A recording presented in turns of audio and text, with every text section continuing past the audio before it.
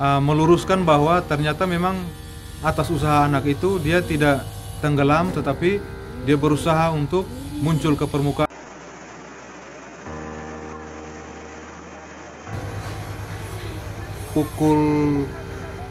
Sekira pukul 22 kami mendapat perintah dari Dirpolair Polda NTT, Kombes Andreas, untuk melakukan pencarian tersebut. Jadi pada saat kita menerima perintah tersebut, langsung kita bergegas untuk melakukan persiapan dan sesegera mungkin kami berangkat ke TKP. Personil yang dilibatkan untuk pencarian berjumlah 3 orang.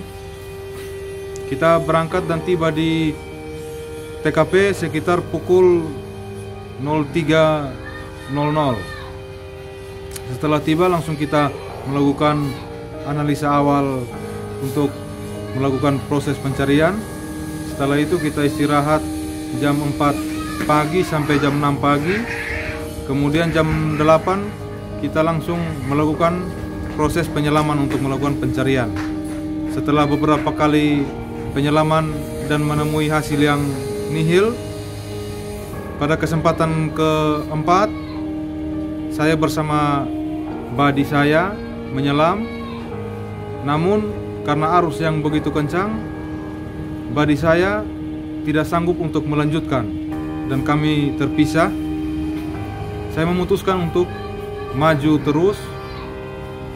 Ketika saya maju beberapa saat, saya toleh ke belakang karena buddy saya tidak ada. Saya coba untuk mencari lagi ke belakang, tapi karena tidak ketemu, saya balik lagi dan maju terus ke arah air terjun.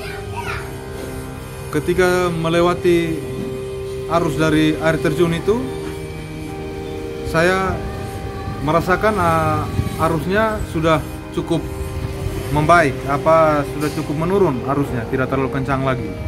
Kemudian setelah itu saya melakukan pencarian di lokasi ruangan di setelah air terjun itu. Ternyata ada sebuah ruangan atau seperti chamber, kurang lebih luasnya 1 meter, tinggi permukaan yang tidak terkena air itu sekitar setengah meter. Di situ saya melihat ada sepasang kaki manusia. Setelah itu saya coba pegang kaki itu. Pegangan pertama di kaki itu tidak ada reaksi apa-apa, tidak bergerak, kakinya tidak bergerak. Saya pikir kalau ini korban mungkin dia sudah meninggal. Kemudian saya pastikan lagi, saya pegang lagi, saya goyang-goyang. Ternyata ada reaksi dari kaki itu seperti mau ditarik. Berarti saya pikir, berarti kalau ini korbannya berarti dia masih hidup. Kemudian saya naik ke permukaan di chamber tersebut. Saya lihat anak itu dalam posisi dia tidur memeluk akar pohon yang ada di dalam chamber itu. Jadi posisi akar itu agak sedikit miring seperti ini. Kemudian badannya berada di atas permukaan air, tidak terkena air, cuma kena percikan-percikan air. Tetapi kaki dari betis ke bawah itu terendam di air. Pada saat ketemu itu ekspresi perasaan saya itu bercampur aduk, gembira, senang, tapi bingung juga karena ini bagaimana cara untuk bisa mengevakuasi bahwa dia keluar ke tempat yang aman, karena satu-satunya akses untuk keluar masuk yang paling aman adalah dengan menyelam. Jadi ada beberapa opsi yang sempat saya pikirkan untuk mengevakuasi korban. Yang pertama, opsi pertama itu saya berpikir untuk membawa dia keluar melalui lubang tempat dia terperosok jatuh itu. Tetapi setelah saya coba ke lubang itu, saya mencoba derasnya arus yang dari air yang masuk itu. Ternyata arusnya kencang, tidak mungkin diterobos oleh manusia untuk masuk melalui lubang itu.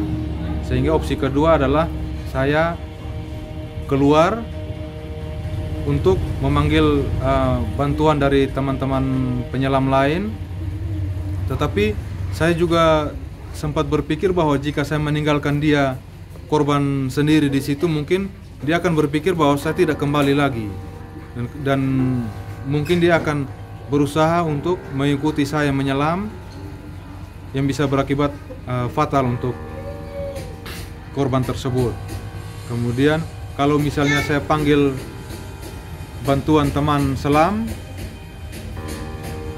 kemungkinan untuk kita mencapai tempat itu sulit untuk bisa sampai di situ karena arusnya sangat kencang dan visibility atau jarak pandang itu mungkin cuma 1 jengkal dari pandangan mata, dari mata. Jadi kita tidak bisa menentukan arah kemana kita mau pergi, sangat sulit. Jadi saya putuskan untuk saya melihat regulator cadangan pressure gauge saya ini, cadangan udara yang masih tersedia itu masih cukup untuk dipakai 2 orang. Jadi saya putuskan untuk mengevakuasi menggunakan regulator cadangan. Tapi kendalanya yaitu anak ini atau korban ini tidak pernah sebelumnya menggunakan regulator. Jadi saya ambil tindakan untuk pertama saya tenangkan dia dulu dari obrolan ringan. Seperti saya tanya namanya siapa, sekolahnya di mana, temannya apa, siapa saja, hobinya apa. Saya tanya apakah dia sering main di air, dia bilang dia senang kalau main di air.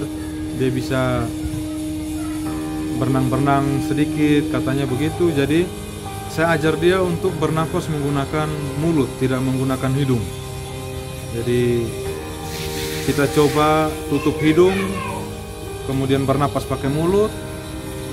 Nah, setelah coba beberapa kali, dia bilang dia bisa bernapas pakai mulut, tidak menggunakan hidung.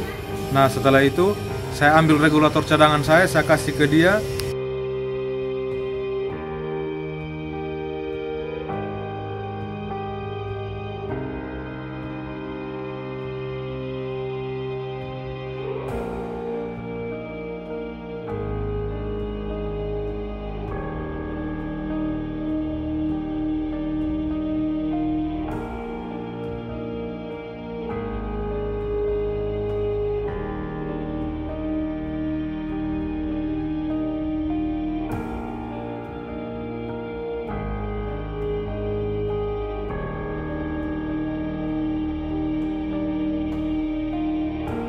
Menirukan persis seperti apa yang saya instruksikan, saya contohkan, dan dia menyanggupinya, dia siap. Setelah coba beberapa kali, saya minta dia untuk memegang kuat bisi saya. Jadi dia pegang bisi saya kiri dan kanan kuat supaya tidak terlepas.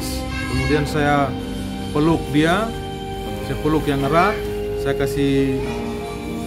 kasih tahu dia, kita coba turunkan kepala, kemudian bernapas menggunakan mulut. Mata ditutup saja, tidak usah dibuka mata. Tutup mata, bernapas pakai mulut. Saya coba beberapa detik, kemudian dia berhasil. Setelah itu saya ulangi lagi beberapa kali dengan durasi yang saya tambah. Kemudian saya rasa dia sudah cukup siap. Kemudian saya minta dia, saya ingatkan dia supaya jangan pernah lepaskan pegangan di bisi saya. Apapun yang terjadi jangan pernah lepaskan pegangan, dan regulator harus tetap digigit supaya bisa bernapas dengan mulut. Kemudian pada hitungan ketiga saya kasih aba-aba, kita turun ke bawah. Yang sulit untuk kita mengarah keluar yaitu arah arus dari air terjun itu, dia mendorong kita untuk masuk semakin dalam ke gua, sehingga kita butuh usaha untuk berenang melawan arus tersebut. Begitu kita sudah berhasil dan sampai di air terjun, ini arusnya sangat bercampur, tidak bisa kita tebak seperti di mesin cuci. Kita masuk di mesin cuci sehingga kita tergulung-gulung, terbolak-balik. Di situ saya pegang dia semakin erat, dan saya cuma bisa lihat jarak pandang itu, saya cuma bisa lihat regulator seperti bayangan kuning di depan saya, di depan pandangan saya. Berarti itu regulator masih terpasang dengan baik, dia masih bisa bernapas. Jadi saya yakin dia aman, dia baik-baik saja. Kemudian kalau misalnya tidak ada bayangan kuning, berarti regulatornya sudah terlepas. Jadi saya lihat regulator itu bayangan kuning masih ada. Setelah beberapa saat kita melewati air terjun itu, saya lihat ke atas ada seperti cahaya, seperti terang begitu. Jadi saya simpulkan, oh ini kita sudah keluar dari chamber, sudah melewati air terjun, sudah berada di ruang terbuka. Kemudian saya berusaha secepatnya untuk ascend ke atas, naik ke permukaan.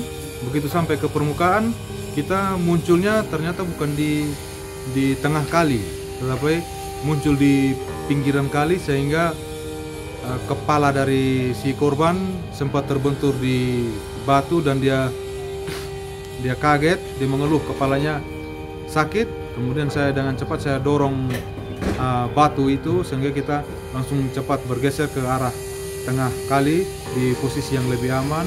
Setelah itu baru dibantu dievakuasi oleh teman-teman dari Basarnas dan Polair yang sudah siap di permukaan kali.